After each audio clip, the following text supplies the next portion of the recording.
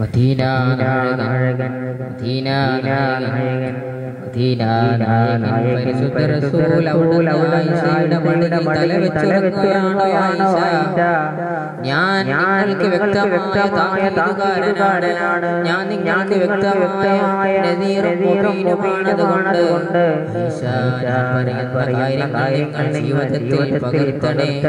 നിങ്ങൾ നിങ്ങളുടെ ശേഷമുള്ള തലമുറകളിലേക്ക് നിങ്ങളൊരു മാതൃകയാകണേ. അതുകൊണ്ട് ഞാൻ നിങ്ങൾക്ക് വ്യക്തമായ താക്കീതുകാരനാണ്. അവിടുന്ന് മദീന നായകൻ പറയുകയാണ്, ആയിഷ, എന്റെ മരണശേഷം എന്റെ ജനാസ എന്റെ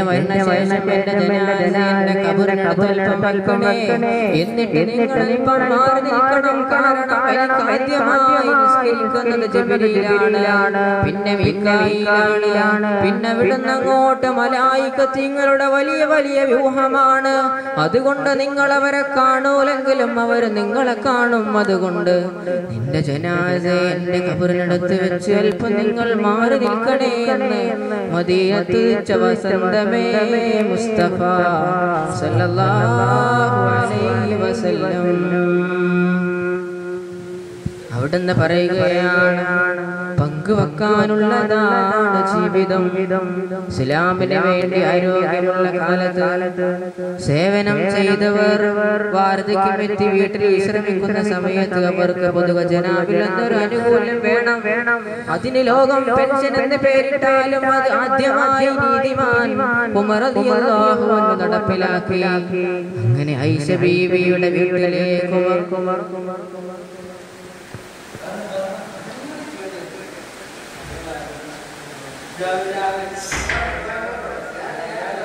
ഒരു പാട്ട്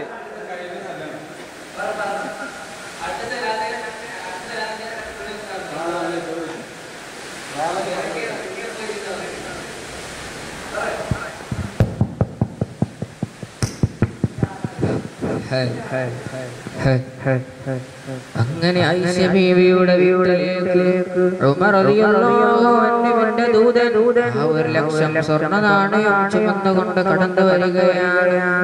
ഉമ്മുൽ മുഅ്മിനീനായ ആയിഷ, സത്യവതി ആയിഷ, സന്മാർഗനിധിയായ ആയിഷ, പാണ്ഡിത്യത്തിന്റെ ഒരു അധ്യാപിക പോലെ ആയിഷ, സദാചാരത്തിന്റെ ഒരു അധ്യാപിക പോലെ ആയിഷ ബീവി റളിയല്ലാഹു തആല 1,00,000 സ്വർണ്ണ നാണയം ചുമന്നുകൊണ്ട് ആയിഷ ബീവിയുടെ വീട്ടിൽ ഉമർ റളിയല്ലാഹു അൻഹുവിന്റെ ദൂതൻ നൽകേണ്ട താമസം ആയിഷ ബീവി പറഞ്ഞു, പാവപ്പെട്ടവർക്ക് നൽകണേ, ഇതിന്റെ ഉത്തരവാദിത്തപ്പെട്ടവർക്ക് നൽകണേ എന്ന് പറഞ്ഞുകൊണ്ട് അത് കൊണ്ടുവന്ന ആളുടെ കയ്യിലും അത് നിനക്കുള്ളതിരിക്കട്ടെ എന്ന് പറഞ്ഞുകൊണ്ട് കൊടുത്തപ്പോൾ അതിൽ 84 സ്വർണ്ണ നാണയം ഉണ്ടായിരുന്നുവെന്ന് അത് കൊണ്ടുപോയ ഉമർ റളിയല്ലാഹു അൻഹുവിന്റെ ദൂതൻ പറയുകയുണ്ടായി.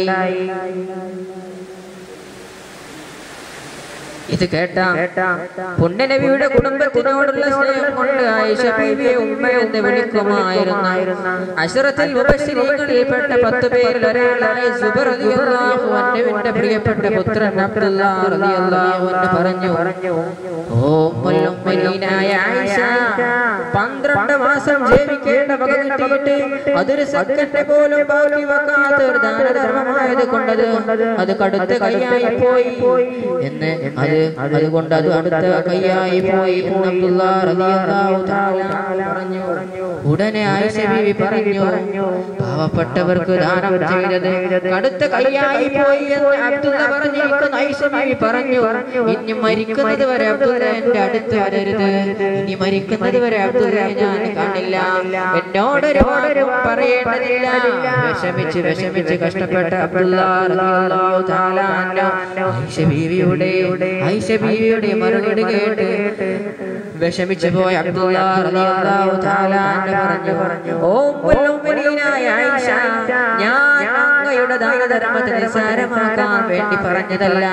12 മാസം കഴിയേണ്ട അങ്ങയുടെ ഉപജീവനത്തിന്റെ പരിധി അല്പം കൂടി പോയില്ലയോ എന്നതിന് ഞാൻ ശങ്ക പ്രകടിപ്പിച്ചതാണ് എന്ന് പറഞ്ഞിട്ട് പോലും കർട്ടൻ നീക്കിയ അബ്ദുല്ലാഹുവിന്റെ വാക്യങ്ങൾക്ക് മറുപടി പറയാൻ ആയിഷ ബീവി മടി കാണിച്ചു എന്ന് മഹദികളും മഹാത്മാക്കളും നമ്മോട് പറയുകയാണ്.